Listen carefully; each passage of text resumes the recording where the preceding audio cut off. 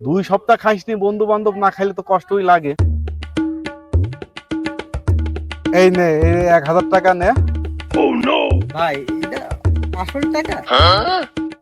ভাই তোর এই ঋণ আমি আর কোনোদিন শোধ করতে পারবো না ভাই।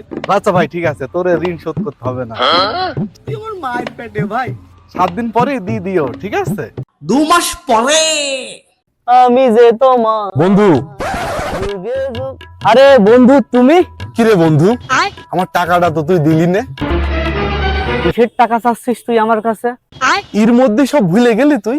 7 দিনের মধ্যে টাকা দিয়ে দিবি, আজ 2 মাস হয়ে গেল, তোর কোনো খোঁজ পাচ্ছি না। সকালবেলা করে গাঁজা টাঞ্জা খাইছিস না? ওই দিনকে তোর কি বুঝলাম তোর মনে নাই?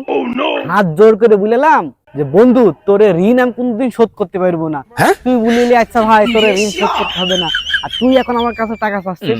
বেঈমান বন্ধু বান্ধব।